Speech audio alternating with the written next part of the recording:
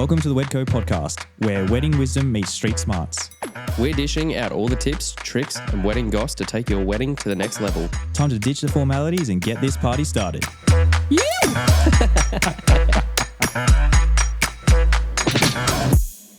All right, hello and welcome to the Wedco podcast. I'm Togger. And I'm Joel, and we're here at the beautiful Old Dairy Maleny. We certainly are, and we have Evelyn on the podcast today with us. How you Hi, going? guys. Thank you so much for coming on. My pleasure. Thanks for asking me. It's amazing. Well, firstly, do you want to have a chat and just say who you are and how long you've been in the industry and everything? Yeah, absolutely.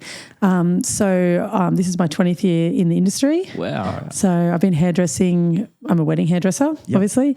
I've been hairdressing for 27 years.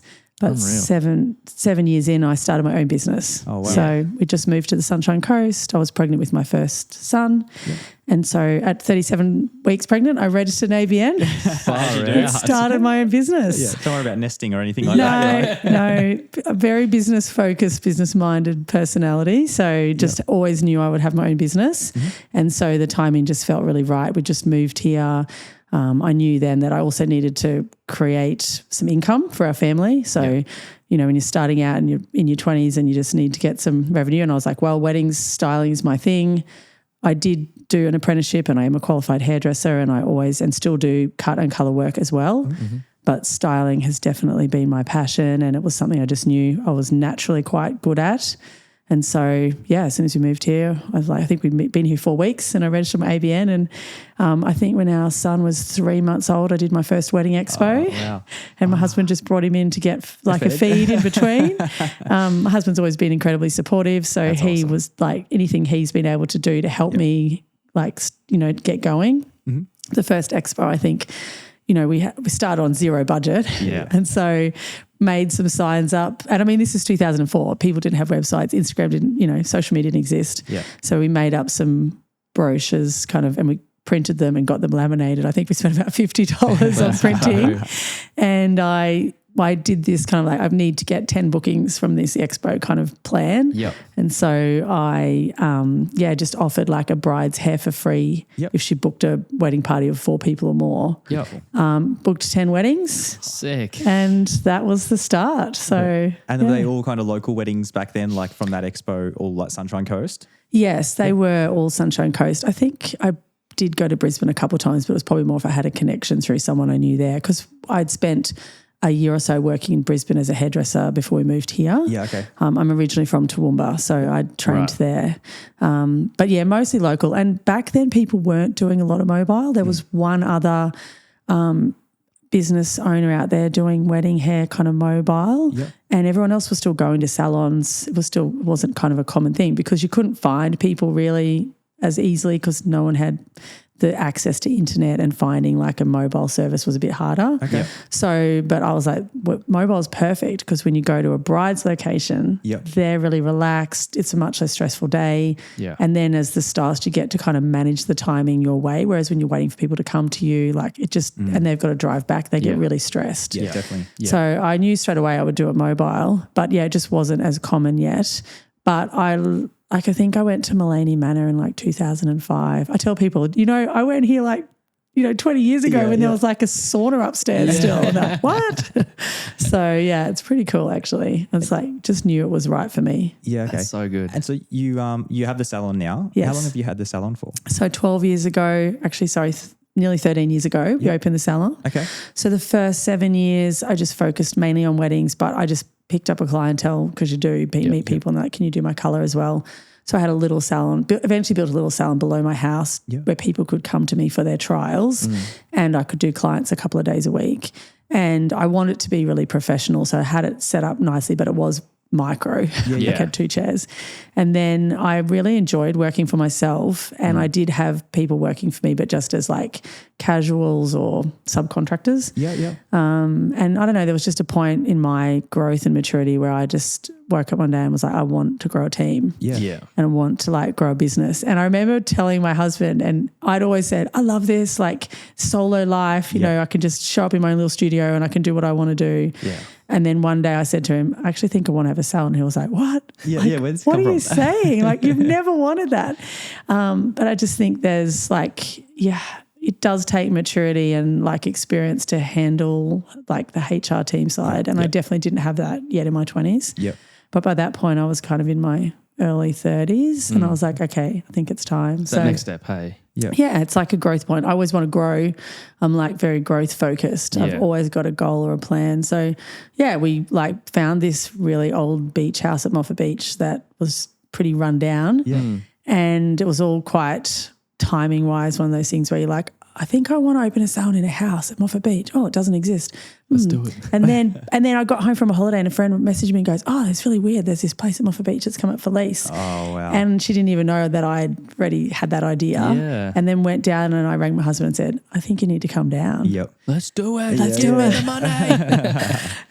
money. So we like doing that, I was able to do that because I had the wedding hair business and we had that revenue from that. But it was still like an incredibly difficult stretch. It's definitely the hardest part in like if I look at my 20 years of business, those 2 or 3 years were the most difficult. Okay. Because starting the weddings, working from home, like overheads are low. My husband was working, like we needed that income from me, but we could like, you can deal with the ebb and flow. Yeah. And so, but that growth point where you've suddenly got like overhead, like, the rent and all the costs and also it just takes a lot of investment initially to get it all going. Like there's just a lot of extra output. So yeah, those were the toughest 3 years in business. Yep. And also like what's our identity? What kind of brand are we? Again, when you're doing weddings, like as a solo, your identity is just who you are. Yeah. You are the brand. Yep. Yep. And then when you grow that into a team, how do you translate that across? Yeah. It's quite an interesting transition. And I often talk to people in the wedding industry who want to grow from like 1 to more because that's something I've done. I've got a team of stylists now that work for me under my brand and people book our brand. Perfect. And I often talk to them about it and try and give people, because I think it is a big jump. Yeah. It's a bit hard, but once you get across that cavity or that especially chasm. with social media, like I think like I just look at myself and there was a bunch of people kind of around the same time that were doing the same kind of thing as me, growing their entire business around them and their personality and that just like showing up on Instagram every day and be like, I'm having a coffee. And so it's hard to transition. Like I've found it difficult to transition from like that, like you're getting me. I'm still at every of my weddings, but like same thing. They're like, so who's our videographer when we book you for both photo video? And I'm like, okay, like I've got people, don't worry. Like, and it's definitely a hard transition, but at the same time, like if you love what you do, you're not going to hire a numpty. No. Like, that's right. Trust the brand, trust the process. Yeah. There's a real journey you need to take your client on from the moment the first touch point is with the business. Yeah. And if you do that well, then they feel fantastic about it. Yeah. But I think it's when people don't and then later on go, oh, by the way, you've got this person. They're like, what? What's going on? Yeah. A month before the wedding, they're like, this is your photography. You're like, hang on, wait, what? Yeah, exactly. You've really got to respect particularly in weddings, like I always respect my clients. I'm very client focused. But particularly with a wedding because it's like their day, like it's the one day. Like with a client, every 6 weeks they're back in. Yeah. We can like go on a journey. Today we'll do blonde, tomorrow we'll do whatever. Yeah. But with weddings, it's like, this is it. You've spent like a lot of your life thinking about this day. Yeah. So that respect for the bride like is like so paramount. And then from the moment like a bride touch points with us, it's like who we are as a brand, what will we do for you, what options. And so people, when they contact me, can book me as the director or they can book one of our senior stylist packages. Okay, cool. And that's very clear. There's a different price point. It's explained from the first email. And if people kind of ask what's the difference, we'll tell them more information. That like we'll really take them on that journey to help them understand like what they'll get. Yeah, okay. Sometimes people want both. Like, can I have Evelyn and another stylist? And it's like you can, but it has to be a bigger party then. So there's ways we can make it work for them. Yeah. And then they always connect with and meet their stylist before the wedding day and have a relationship specific with them. And they often they never speak to me or even know me. Yeah. Would they be doing the trial or something like correct. that? Yeah. Okay. Yes. We do that at the Salon in Moffat Beach. You recommend doing trials for all your brides? 100%. Yeah, it's cool. actually not an option. Like there's no price point difference. If you don't, they're missing out because they don't get it cheaper. Yeah. It's so important. Again, the bride, it's her day. You want to get there on the wedding day and there's like a trust relationship. Yeah, and definitely. you guys would know this in your industry, in your business as well. Like there's this whole like they trust you and you know them enough to try and you want to give them the best. Yep. Like you don't go into a wedding industry to be like, whatever. Yeah. Like if you go in because you're passionate. Some do though. Yes, and they don't last. You don't last, and you don't enjoy it. Like if you don't enjoy it, you shouldn't do it. Yeah, like go find another. Yeah. Go find another client, another niche. Yeah, yeah. Exactly. And you see those vendors that have been in it too long. You're like, you should just move on. Yes. Become a real estate agent. Yeah. Just pivot, do something else. But I think on that with the trial, it's that whole like, who is the bride? What is her hopes and dreams for her wedding day? And how can we like do our piece of it? And I really like to ask questions like, who are your other suppliers? We always write all that down. Yep. So like, okay, I know those people. I know that photographer. I know how he likes to work. Yep. I'll often say, that person, he really likes this happening. They're like, oh, you know that? I'm like, yeah. And they're like, oh, that's so good. I feel relaxed. Yeah. And I always say to my brides, your trial is not your wedding day. We're going for 80%. Yep. Like your expectation has to be lower. Yeah. And it's about who are you? What are you hoping for? What does your hair look like? What's it actually going to do for us? Mm-hmm. Is it achievable? What do we need else to do? And I always say to them, it's not going to be as good as the day. But you want that because you don't want to get your hair on your wedding day and go, the trial was better. It was better back then. Yeah. So you've got to, it's really, and then they feel like, okay, I feel confident that we're on a journey together, that we're going to do some improvements, but I know my person now. Yeah. And then we don't give direct contact. We don't do direct phone contact early on, but the week of the wedding we do. Yeah, okay. So there's that final step like, okay, you've got my personal mobile now. Yep. Now if there's any last minute questions or if something happens and you just need to reach out to me, then I'm here for you in that final phase. Does that happen very often or? Occasionally. Like we always message like our brides anyway and then give them a chance to respond back and say like any questions, anything you forgot, anything you want to change. Sometimes it's just more like if they want to change their hair. Yeah. That does happen. Like I said to brides. Last week on Pinterest and they're like. Exactly. Yeah. Or just that like you get a bit nervy and you sort of can, sometimes they overthink it and sometimes I've like at most I've spent 45 minutes to an hour on the phone to a bride like 2 or 3 days before the wedding, just kind of coaching her through like, this is normal that you're feeling worried about this or that. This is your hair's going to be fine. Like this is what we're going to do. Yeah. Most of the time it's just a quick text and they text back, great, everything sounds awesome. Like the relationship. Half the time it's just like they want to make sure that you're rocking up. Yeah, for sure. Like, trust me, I'm rocking up. Yeah. That's right. It's like the first thing in the morning, every morning we're like at like 8 o'clock in the morning, like, hey, can't wait to see you today. And they're just like, oh, good. Like they're coming. Yeah. I know, I do. I always say to my brides, like when the last kind of pre-wedding provider has sort of arrived or done the thing, I'm like, look at this. How good is this? Yeah. The flowers have come, like, video photographer arrived, everything like hair and makeup's done. It's like, see, it's all worked coming out. together. It's all coming together. Now go see your man. Does it happen often where a bride will, same thing like the Pinterest, Instagram, they'll see hairstyles, they love it, and then they get to the trial and it just doesn't work for them? Yeah, I mean, I actually did an Instagram reel about this week because it was like three things I'll never say to a bride at her trial. Yep.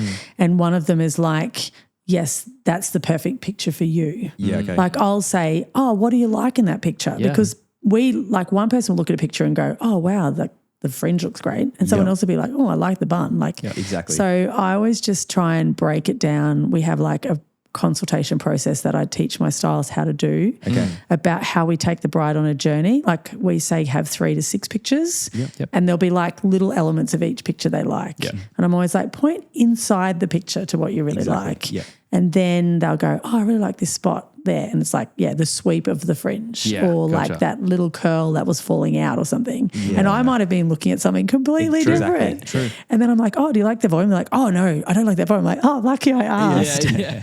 So I think sometimes there's a few rare situations where I've had a bride show me a picture and I'm kind of like, whoa. Yeah. But I really want to look after them. So I will try and take them down in their expectation, be like, okay, that person has a different hair color, they've got extensions, like that's been edited, like it's one of those Instagram glamazons or something that's probably got 3 sets of hair extensions in it. But I'm like, I want yours to feel amazing. Like I'll do everything I can for you. Mm-hmm. So I'll do everything I can, but I can't change and I don't want to change who you are. Yeah. I just want to give you your version, the best version. And like I have had a couple where I've been like at the end, they're kind of like, whoa. And I'm even myself going, wow, it actually worked out. That was like a big ask, especially people who don't have a lot of hair, which like is just tough for them. Yeah. And, you can add extensions and stuff, but you can't kind of like you have to hide them. So how much can you add in without it looking you don't want to look unnatural. Yeah. So there's just a lot of respect around how to like really care for a bride with that and to make them feel really beautiful. Yeah. Is there a big difference between hair extensions? Like I rocked up on the weekend to a wedding. They're like, oh my God, these are amazing, these hair extensions. So obviously there is a big difference in qualities. Correct. Okay. The biggest thing, Steve got something like that. Yeah. loving those dreads. The clip-ins. Just really working for you today. There is a quality, yes. The bigger difference is like color matching and like quantity and where you put them. Okay. So these days, like I got married in 2001. It's telling my age a bit, and back then there was no clip-ins, but it was just the start of extensions. And where I was working in the salon, he got these like kind of wefts, like chunks of hair basically, and pinned them in. Yeah. And it was like the beginning of what you could do, but you had to do it in like an up style because there was no clips or anything. Yeah. And their color was like never that natural. So we did different colors and like played on that. Yeah. But now like extensions, if you get the right match for your bride, like they have foils in them and different tones. And sometimes we'll use 2 or 3 different packets to mix for a bride. So it'll be like, okay, darker at the bottom, pops of blonde on the top. So it's just being more customizable. And we do that. Like sometimes brides supply their own, but we prefer to do it for them because we just know exactly. it's going to be right. I think when they're put in well and the colour looks right, that's when they feel and look amazing because then you just cannot tell where the bride's hair finishes and the extensions start. Like if you can tell, that's not good. I've definitely seen some shots. Not good. And even like, I think for the bride, helping them understand, like sometimes they think they need extensions and it's an upstyle, and I'm like, no, I can actually do a better upstyle for you without extensions because I don't have to hide them. So I can play on their hair and then they can actually be really confident and say, look at this, it's all my own hair. Yeah. So it's not always, I don't default to extensions always, but it is a great thing to have these days. Yeah. And down hair definitely is like most pictures people show me, they've always got at least one full set in. Yeah, okay. Because no one's hair looks that thick to the end. Exactly. Yeah. Like natural hair tapers to like quite a soft, fine section. Yeah. And then when you curl that you kind of get that thin end. Yep. So it's definitely a thing. So like as far as percentage wise, like how many are going upstyles versus down like at the moment for you? Yeah. So I think rule of thumb is always a bit 50-50 because my question to a bride is always, how do you wear your hair normally? How do you wear your hair when you go out and feel amazing? Let's do a glamorous version of that. Yep. So if a bride always wears her hair down, she should wear it down on her wedding day because that's who she is and she will feel herself and feel really beautiful. Confident. If a bride always wears her hair up and she just feels a bit like bothered if it's down or it sort of annoys her, she shouldn't wear it down the wedding day. Yeah. So like the eternal answer is 50-50 pretty much of like how does someone feel really great. And then inside of that, fashion trends affect the way it's worn down or the way it's worn up. Upstyles, in saying that, like more people, I think, so maybe it does pivot a bit. I think if people see lots of downstyles like, I should wear it down. Yeah. But we're definitely going into a lot more pin-styled work again, lots more upstyles, which you guys maybe have seen as well. But Instagram starts trending it and everyone starts going, oh my goodness, like, I've got to do that. I've got to do it. I love it because, I mean, I trained 27 years ago. I trained in the upstyle era. Yeah. So I can do it with my eyes closed and I feel like I've got a bit of like a step up on newer hairdressers because they like trained in like the 20 teens when it was all like waves and straightening. Yep. And I trained with bobby pins and upstyles. Yeah. And back in 2000, it was tiaras. Yeah, okay. So it's like just it all comes back around. Yeah, it does. Thoughts on tiaras? I really like accessories. I don't mind a tiara on the right bride in the right situation, but I think like it's definitely not a one size fits all. Yeah. Like now and then I really like the headband actually. Yep. That's kind of, to me, that's a bit of like a modern version of that. Like the headband can look really cool with an up or down style. Yeah. And you can put the pearl ones on, which pearls are quite trending. Yeah. Bows are big. Yep. So floral crowns are gone. Floral crowns are gone, baby. Damn it.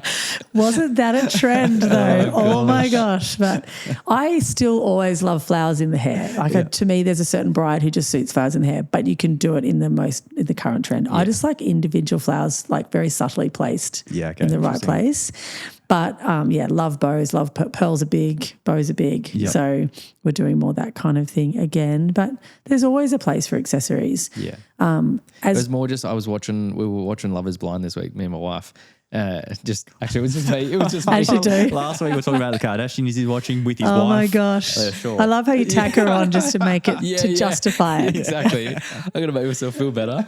And yeah, my wife was like, she was wearing, one of the brides was, she was wearing a tiara and she was like, oh man, she just shouldn't be wearing a tiara. It just doesn't suit her. And I was like, who does it suit then? I don't know. You're like, I'm confused by that. Yeah, I'm like, I thought it was good, but sure not. Apparently not. Yeah, it's interesting. I mean, it suits the person who wears it well and feels comfortable in it. Yeah. Like there's brides who just know that's what they want to do and they just wear it with such style. It looks amazing. So just wear one for like 6 months before your wedding. That's right. Just get used to it, get in the vibe. They're generally someone who's comfortable accessorizing. Definitely. And there's also the brides who are very like, feel comfortable, play down, sort of like relaxed sort of style, simple. And also it depends on the dress. Yeah, true. Like if you have like quite detailed dresses, then you just really need to do simple, elegant hair. Yeah. That kind of partners beautifully. You don't want them to be competing. Yeah. It's a bit like, makeup artists talk about like play on the eyes or the lips. Yep. One or the other. It's the same with hair. Like what's happening with dress? If dress is really simple, the bride will often say, I want like more happening with my hair. Yeah. So you just got to work with that. In a world where everyone is doing everything, I saw like, you guys, you just do hair. We don't do makeup. Correct. Which I love because everyone is trying to be, good and there is a lot of mediocre at everything. Correct. One-stop shop. Yeah. Do you want is there any advice about that? Like, I just love that you guys, we just do hair. Yes. Yeah, it's true. I think it's something I decided very early on in my business. I'm like a very passionate about my craft. Yep. It's one of the 5 values of my business is that we work passionately. So we have like a value set that the whole team kind of aligns to. Yep. And so for me, I'm passionate about hair and what we create and the quality across the line, whether it's how we market or whether it's how we talk to our bride, whatever we do.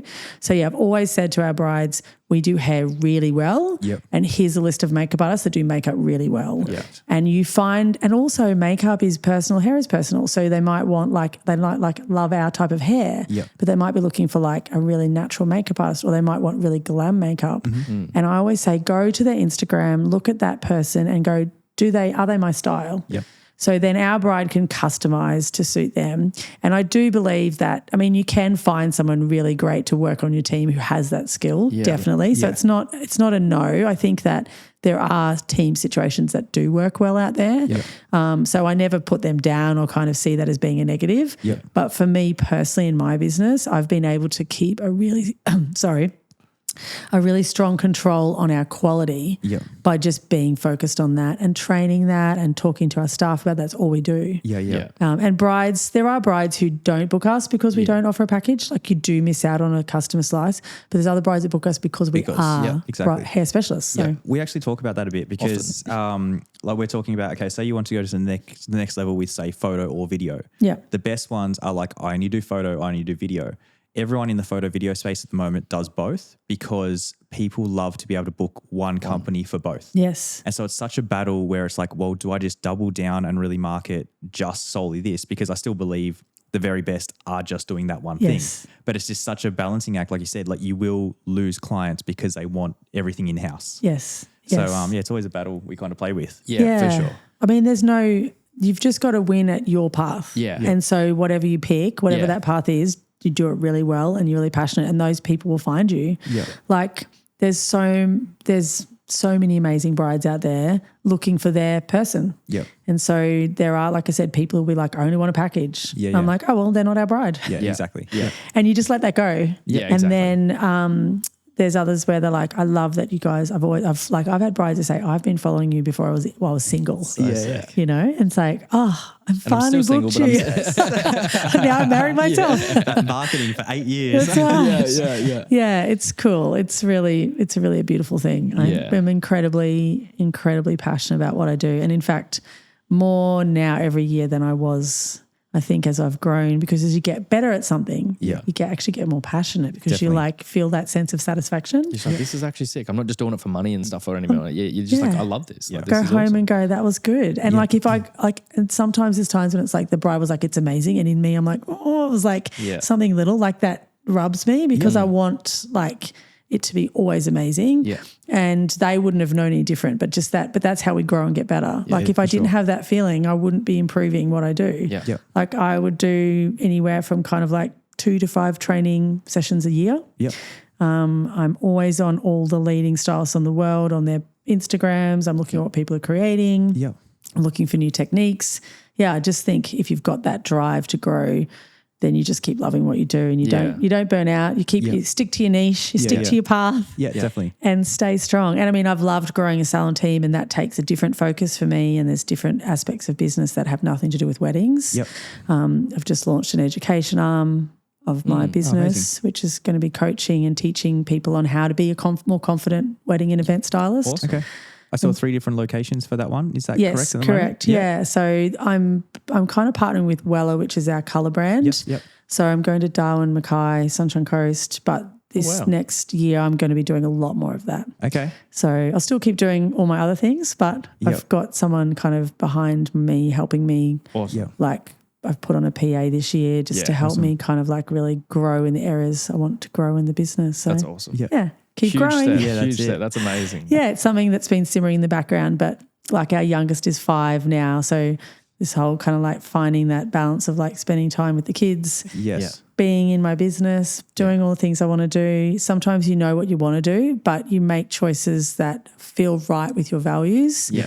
And so while I've been really passionate about business and I've also spent lots of time with my kids. Yeah. And I'm passionate about them growing up with like mum and dad around and knowing that they're really like we've had quality time with them and they haven't come second best to the business. Yeah. And so you do have 5 children. Yes, that's correct. Have like obviously it's always a myth, you know, like the work-life balance.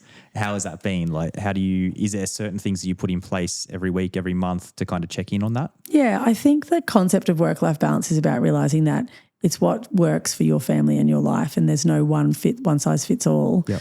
And balance has to shift and change as kids grow and change. So it's just more like it's just a thing. Yeah. You just like review it and go, oh, what are we going to do now? Do we need to do a bit more or less? Yeah.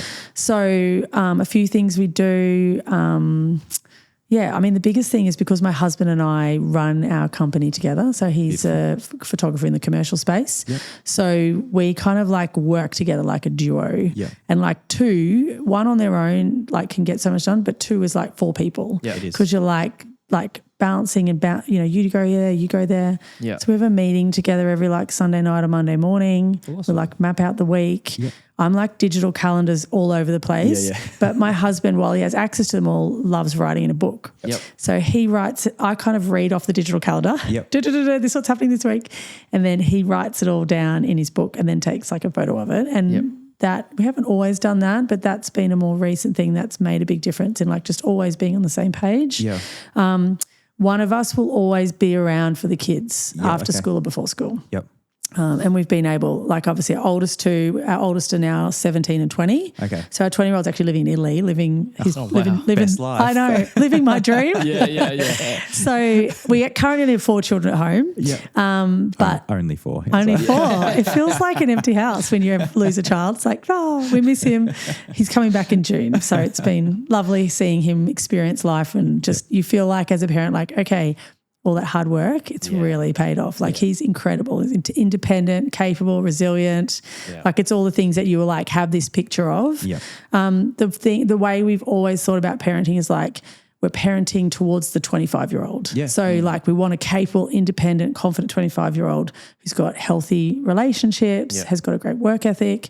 So then we like parent that from birth. Yeah. I think some people parent like, how does it look like today? What does my child need today? It's like, no, ignore that because they'll probably tell you something that isn't good for them. Yeah. Ignore that. Don't worry about what your child wants. Yeah. Think about what they need by 25 and then parent to that. And so being around for them has been really important for Greg and I. And he was working full-time in the education industry and he left that when we had 2 children because we realised that as the business was growing that was going to struggle. One wouldn't be around. We'd have to have daycare more. Yeah. So we made that decision and Greg was ready to leave the industry and he started his own business. Yep. And that was kind of around the time of the Salon. So obviously that's also made that was probably why the financial situation was harder. Yeah. But we were like all in. Yeah, for sure. And so then as parents, we've been able to do that. Things that I do personally, exercise, eat well, like like personal health is really important. I don't buy into like this whole self-centered life that I feel like is put out there. I think that's also unhealthy. It's like a funnel to nowhere. Yeah, exactly. I'm not obsessed by my own self and my own happiness. And your own self-care. And no, I just, to me, like maybe I'm a bit old school, but I just find that like it's a bit of an empty shell. Come live down in Byron. Yeah. Yeah. It's like, it's like that goes nowhere. Like look around and be focused on the people around you while still having healthy boundaries and caring for yourself. And when you do that and you're looking around like growing a family, investing in your marriage, investing in staff and like caring for them, like there's just a sense of satisfaction and joy that I think is just really like self-sustaining. Yeah. And that's what I feel. I feel a sense of like an underpinning of kind of joy and satisfaction in the life we're creating. And it's not all perfect. Like, you know, I've been married 22 years and you like do hard years in marriage, but like we're married for life. Like never getting divorced. We're like locked in. And so here and there we've gone to like counselling to improve little areas. I'm like all about that. I'm telling people like you take your car to a mechanic. Exactly. Like go see someone. Go do a bit of chatting around like how can we communicate better or like do we have perpetual issues in our relationship that could be worked on?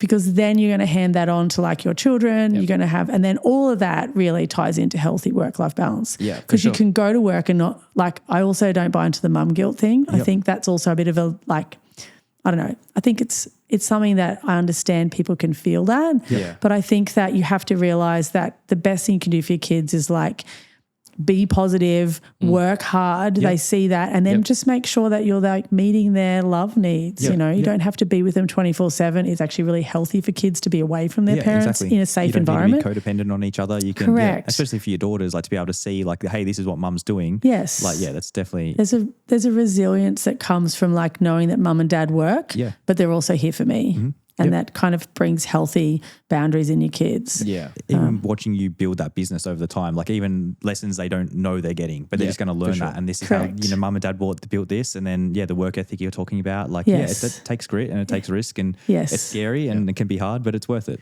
Yes, and we've really found that you just have to push your kids into being involved. Like kids also, I think in today's culture, be like, oh no, I don't know, there's just a bit of an easier life than like years gone by. And so you have to, kids don't learn a work ethic by watching you work. They learn a work ethic by working. Totally. So from like 10, our kids have to work in the business in some way. They get paid for it. So no pocket money at home. That's like all in. I don't get paid pocket money, neither do you. That's my theory. Awesome. I'm not on a couch reading a magazine. I'm working, so are you. Everyone has jobs in the house. The house runs as a team. Everyone learns to cook. All my kids learn to fold washing.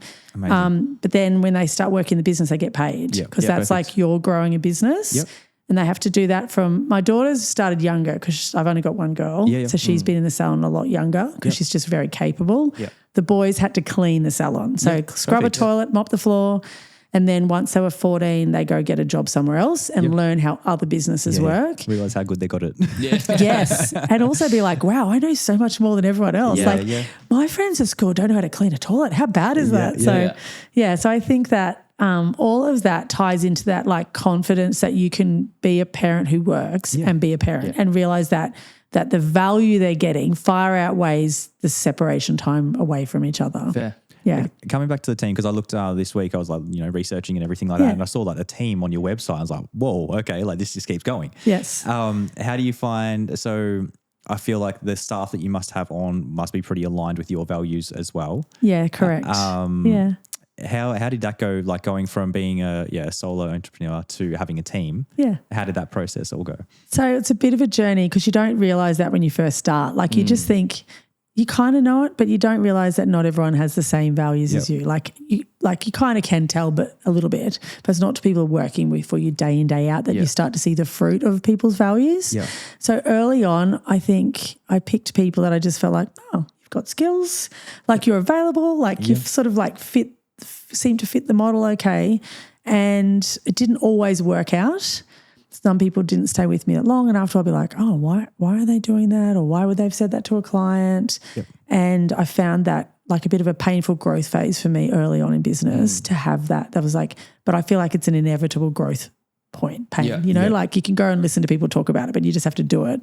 So I think about 4 years in the salon, I was like, I got a friend who was a business coach, worked with me for a while around how to create like a vision, values and a mission statement and then work from that. Because also then you get very personal about like, like it's my business. Like why would you do that? And so you've got to take some of that out of it. Yep. Like my values, the values are from me, but the values now run the business. Yep, the mission statement and vision and everything is like what is running the business now. Like I'm steering it, but it's not like, oh, you did it to me. It's like, oh no, so here's our 5 values. We need to talk about this value.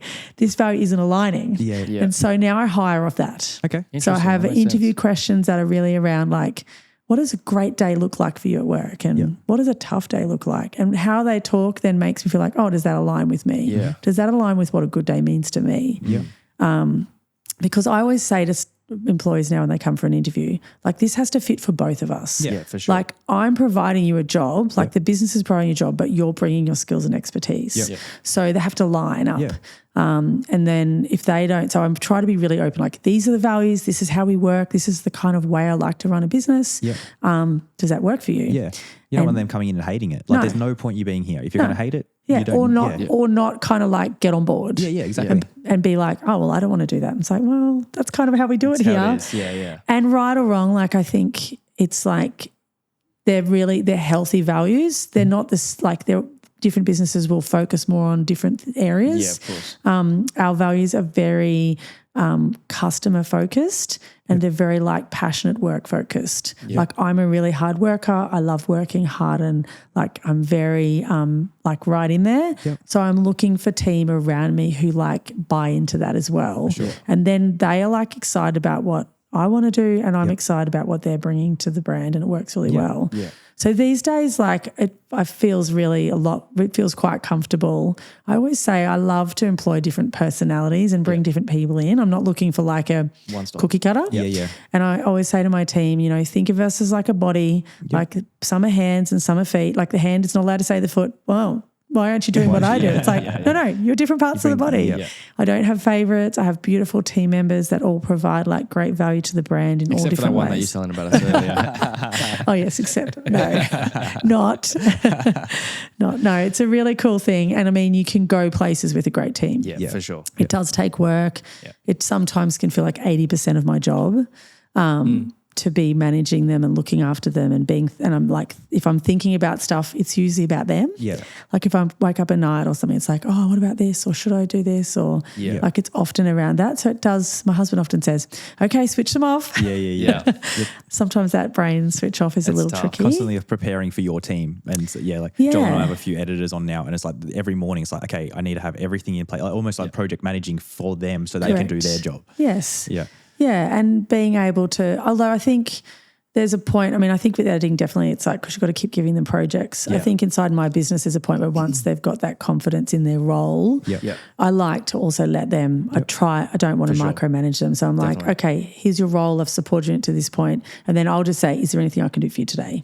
Like how are you feeling today in your job today? Are you on track? Is there any way I can support you today? If not, great, go do your thing. Reach out to me if you need me. Door's always open. Come and talk to me. Life's changed. People have things happen. I'm always there for them. But it's like, okay, what is it? What does today look like and what do you need? And I always try and give them a really clear picture of where, like, what is our end goal? If you create a slightly different road to get there, I'm okay with that. Just the end goal can't change. Like we want a super happy client or we want an amazing experience, whatever, if you do a slightly different way. You had a few questions. Yeah, I was going to say. Yeah, cool. Like, sorry. I was like talking. I talk so much. There's a few times I was like, this guy's not breathing. Sorry. I love I love it. I love a good chat. It's great.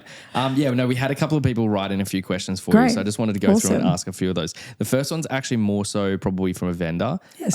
But so they've said, what's the process with ABIA? And do you see that beneficial for your business? Yeah, great question. I love ABIA. I've been a part of their kind of association since like 2007, I think. I'm a big collaborator in the industry. I'm not like a cliquey kind of person. I just really try and build healthy relationships across my industry. It's been incredibly beneficial to the business.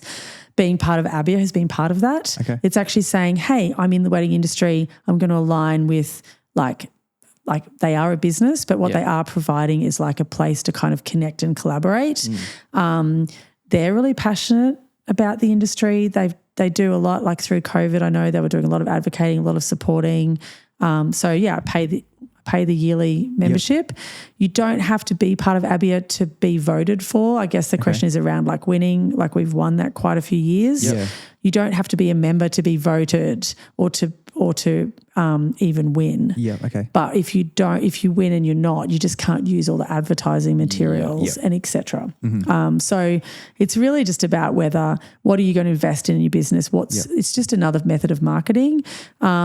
On their website, brides can go and vote, and I do find brides now, like over the years, it's built up a lot and it's created a lot of credibility in the industry. It's really the only credible kind of like association I've found out there that's kind of does do marketing but is also pro-vendor. Yeah, okay. Their focus is like, oh, what do you guys need? What can we do this year? What will be great? Interesting. I've found it really beneficial, and I've made great friendships and relationships that probably because we've gone to the dinners and you go to events, like you then get a chance to talk to people, which is then very encouraging.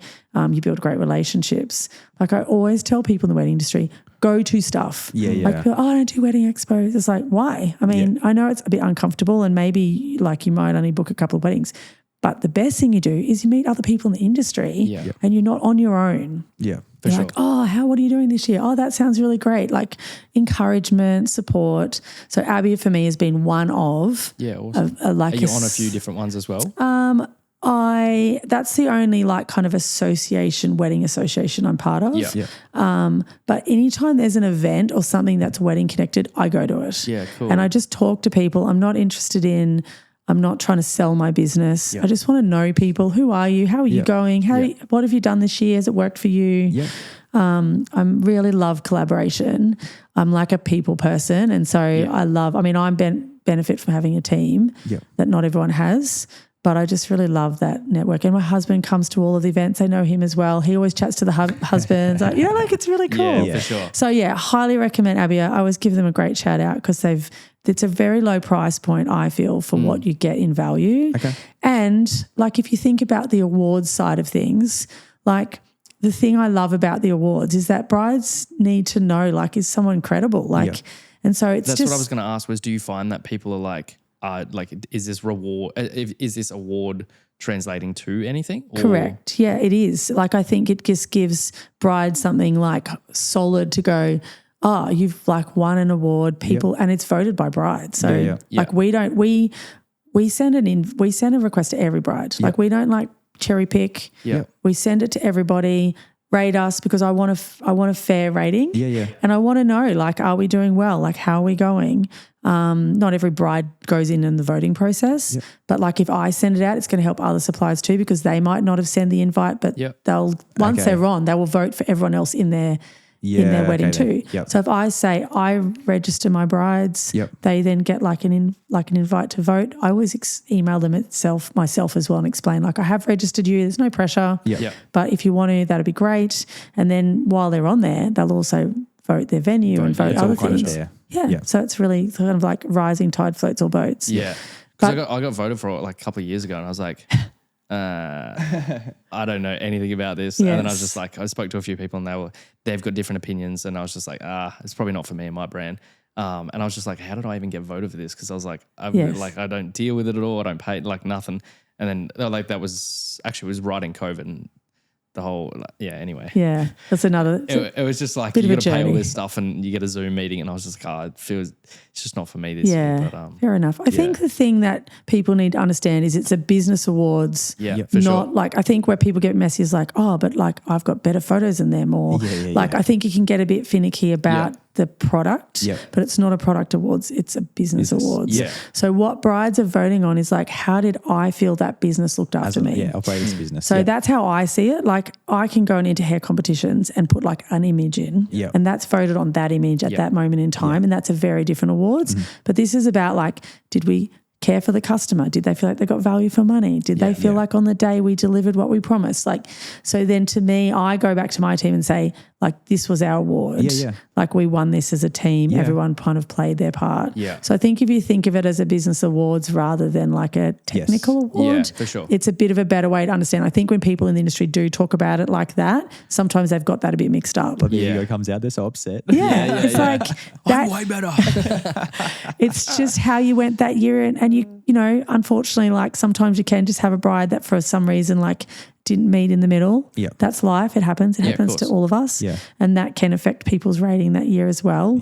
But throw your hat in the ring. Why not? You know, it's business. Fair enough. There you go.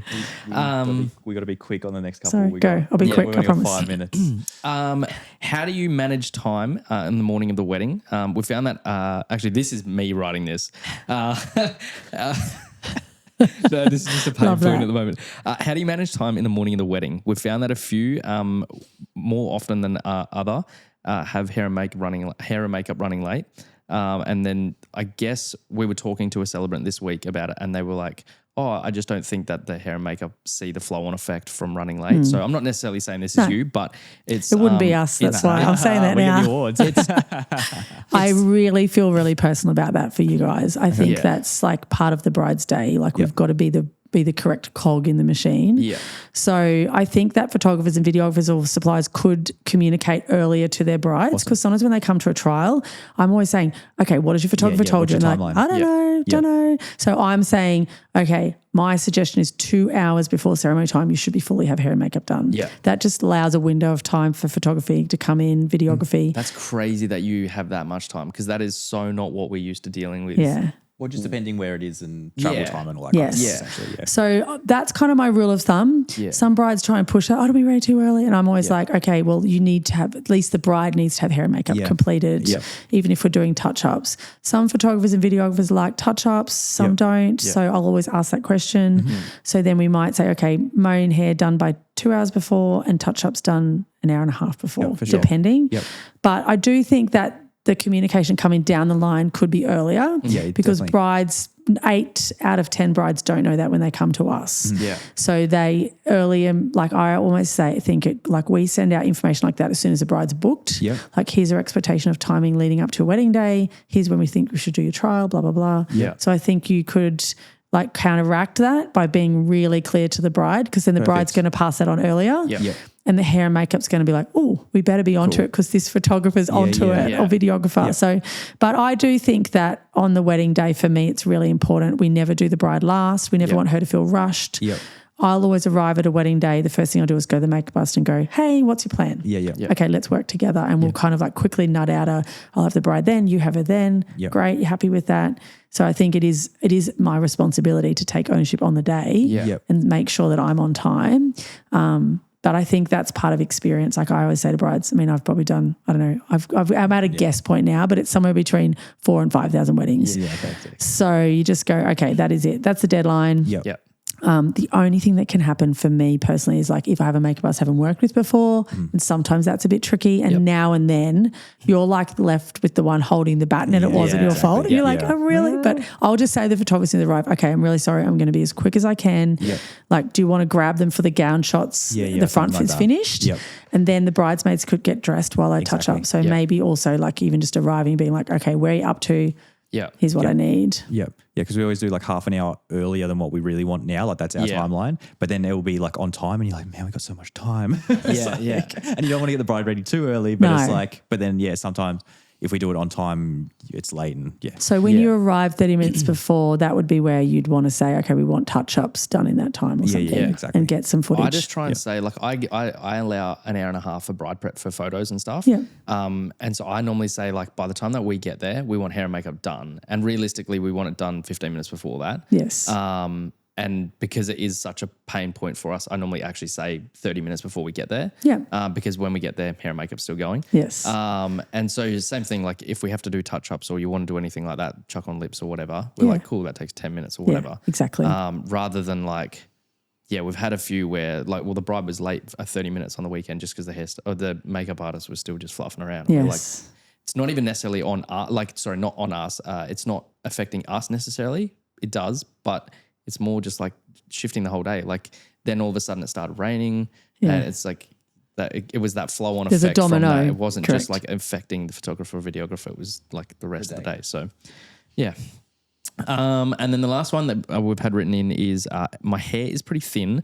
Do you have any extensions that I can use and that match our hair color? You've already obviously touched on that already, but yes. Do you want to extrapolate on that? Yeah, we some brides will reach out to us before a trial and we'll have stuff ready at the trial even. Others will come at the trial and we've got some samples and we sort of just give them some options, colour match it and bring it on the day. Like I said before, there's always ways around it. There's also products we use and the way we style hair to make it look more voluminous.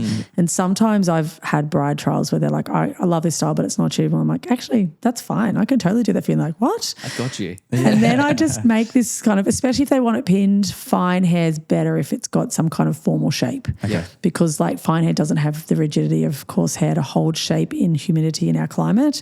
So extensions help, but it does still drop and collapse a little, which I will always try and help my bride understand that. But I'll often recommend like, well, why don't we do it as a glam pony, or what about if we pin it to the side, or let's do an up style, and then that I can pin it in a way that looks really full. Yeah. And it doesn't drop because it's held in place. So anything that's holding in place will defy gravity. Yep. Anything that's just hanging and down where everyone hugs each other and it's all kind of like getting touched, whatever, it's like kind of a bit of a free-for-all. And I always say, like, from a hairdresser to a photographer, videographer perspective, like, look at the bride's hair and like keep an eye on it, because I've had a couple of situations where like a bride at a fringe, like it looked great when we left, but it was like got really like messy and no one picked up on it. And then she sent us going, I'm really disappointed with my fringe. I'm like, I'm really sorry, but it's a fringe. Like it's not glued on. So I think like I actually know photographers now that bring like one of our little brushes. We've got like a smoothing brush that like polishes out curls. Right. And some photographers actually keep one of theirs in their kit and they like go over and just I'd be way too scared to touch it. I'd just be like, not my problem. I use it for my hair. So. You'd be like, I'm just fixing my hair. Sorry, bride. I'm just brushing my dress. Yours looks okay, but mine needs work. Yeah, exactly. Yeah, interesting. Awesome. So cool. And then the other one that I was just thinking of was, is there something that you do in particular for like helping the veil like kind of sit in the hair? Yeah. Because I've had it before where like sometimes it's like you bobby pin it in. Yep. But then there was one where the hairdresser already left and then we were kind of, this was down in the Yarra Valley, and we were just kind of left with the veil and then we went to put it in and it was like there was no way to secure it or something like that. Like there was no teasing of the hair and it just like was falling through the hair and I was like, well, I have no idea what to do. Yeah. You got out your brush? Yeah, I got out my brush. Gave it a little tidy. Yeah, I think veils are really important. We always ask our bride at the trial, like, has she got one? Yep. Occasionally a bride surprises me on the day. Like there's been a couple of times I've gone to go and she's like, oh, I've got a veil. I'm like, It's just a cathedral veil. I didn't realise. Exactly. The comb, like the little comb's really good, and then I always bobby pin. My veil fell out on my wedding day because it got kind of put in quickly at the end. Yep. So I feel quite personal about it. It was super annoying. Yep. And so I always say that to brides, I'm going to make sure it stays in. And then I show a couple of bridesmaids how to take it out later because they generally take it out after the ceremony. Yep. So I like to put the veil in before I go, usually before the bride is dressed, because then it's just one less thing for you guys to wait for. Yep. Then they just like step into the gown and the veil's on, it's all done. Yep. And I leave knowing that it's like beautiful. Yeah, cool. If that ever happens where it's not put in yet, I'll tell someone what to do. Yep. A bit of teasing does help, but otherwise we just pop the comb in and then I always bobby pin kind of like secure it. Yep. A comb of its own won't hold. Yeah. It just doesn't because it's like gravity and it kind of flips out, especially if the veil gets tugged on. I figured that out. You've learned that lesson. The classic is like dad hugging his daughter and rubbing his hand down her back and then pop, out goes the veil. The faces of the bride just as that happens. It's like, Dad, you shouldn't have done that. Or like people going in, sometimes I've just finished hair and then someone goes in for like a hug with the bride right in and I'm like, no, the hair. Yeah. Like it's like that moment where you're like, hold back. Yes. I'm like, sometimes I do say, watch the hair. With a big smile. You know, it's good when like the dad goes in for a hug and then their head goes like this and you're like, that's in. That's right. I mean, again, up styles are totally fine. The down style is definitely like, and our climate here is tough. It's hectic. Like the rain, the humidity. So we use really great anti-humidity products and like that's been my whole training and focus is around what works for our climate. And that's been really fantastic. It's made a big difference. Sourcing products that are very humidity focused has created like much longer lasting. Like our goal is 12 hours. Like it's got to look good for 12 hours. If it's fallen apart by the time you're dancing, like it's on you. That's fine. Exactly. You're sweating anyway. It's fine. Just quickly before we do finish, is there something that you do? You said I didn't know about the anti-humidity stuff. Yeah. Is there something that you do wind-wise? Wind is like a hairdresser's enemy. Yeah. Like I can handle rain because you can put an umbrella up, but wind is like coming parallel. Yeah. Sometimes I'll just give the bride coaching on like if it's blowing this way, flip all your hair to one side. I always give them some little bobby pins, like a little touch-up kit, like pin the front bits back if it's super windy. Yeah. Lots of base work in the hair to try and like build strength. Like we build rigidity with products. So we actually start with freshly washed hair. They have to wash it the morning of, which people get a bit funny about. Like it'd be too soft. And it's like, no, because the base work should come from products, not from oil. You don't want oily hair. You want like fresh, clean hair that's voluminous but firm. So good base work so that it looks soft on the outside but it's firm underneath. So there is products we use that help. But unfortunately wind is like its own thing. So then it's more just giving them tips on like, okay, try this or, you know, flip your hair that way or different things like that they could do. So is there a certain style, like if someone's gone to you for a trial and there's a certain style that's maybe a down style and it's like blowing a gale outside, are you going to be like on the morning of be like, probably should change it? Or are you just like, sweet, let's roll with the punches? Depends on the bride. Sometimes we'll actually have that. Some brides will raise that at the trial and like be interested in having two options, and I'm all for that. Sometimes on the day I will say, okay, this is probably what's going to happen. Are you okay about it? There's been a few times where I've felt like a bride's been very set on a certain style and I've had to say, okay, I'm happy to do it, but I need to prepare you that this is probably what's going to happen. Like I said, I'll always give them a touch-up kit. Usually a brush as well to try and give them some tips on what to do. Sometimes, yes, we have changed it. The bride will usually lead that conversation though. I'll just kind of raise it, but I'm like also don't want to like throw them off by going, right, your style today. I meet people who tell me that and I'm shocked. Like, why would a hairdresser do that to them? Like, oh, the waves aren't working today, you're having a slicked bun. And I'm thinking, what? That'd be such a why would you do that to a bride? Like you've set that whole plan in motion. Their whole day has been in their mind. And I met this bride on a holiday at Hamilton Island and she was telling me this story and I was just shocked. I was like, she was kind of still quite almost distraught by it. Like she looked great, but it just wasn't her picture. She's like, the waves aren't working.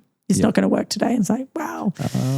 So yeah, I think, exactly. I do try and say lots of the trial just to help them be prepared. I don't think the day is the right time to be too negative. On the day, like if their colour's not quite right or if whatever's not quite right, I'm just super positive. I'm there to be their cheer squad on the day. I'm like, you're going to be great. Today's about walking down the aisle and marrying the man you love. Everything else is just confetti on the sides. Like he's going to look at you. He's in love with you. You will look amazing and you will have nothing done. It doesn't matter. He doesn't care if the waves aren't working. No, he doesn't even know. He's like, what are waves? That's right. So that's that kind of final wedding day. Like, I'm here for you. Everything's going to be great. We're going to make sure it's awesome. And the trial is more the conversation around, like, okay, what are we going to do if it doesn't work out? Be prepared that if it's a down style, it's going to collapse. Like, are you comfortable with that? Are you going to cope? Is that going to work for you emotionally? All that kind of stuff. Makes sense. Awesome. Awesome. All right. Before we pack up, where can people find you and any other parting advice or anything? Awesome. So you can find us on Evalyn Parsons Weddings Instagram. EvalynParsons.com is our website. There's heaps of info on there. And if you want to navigate to Salon, you can find all that on there. Parting words of advice from an industry perspective, I would say that staying in business long term, like the main key is like just keep going and keep being really consistent and really high quality. Like don't just be like wow today and like not reliable tomorrow. Like I've built my business on reliability and quality. Every person in this industry who knows me knows that we will come and we will deliver and that they can count on us. And my business has grown because of that. So, yeah, just that reliability. It's a bride's day. Yeah, exactly. Like it is the pinnacle. Treat it well. That's awesome. Thanks, guys. Thank you so much for coming on. It was awesome. Bye. Thanks for tuning in to the Wedco podcast. We're dropping a fresh episode every week featuring industry professionals dishing out the wedding wisdom you need to turn those dreams into reality. Make sure you are following us on social media, you have those notifications turned on so we can help plan your wedding day. Your dream wedding day just got a whole lot easier. Thanks for listening.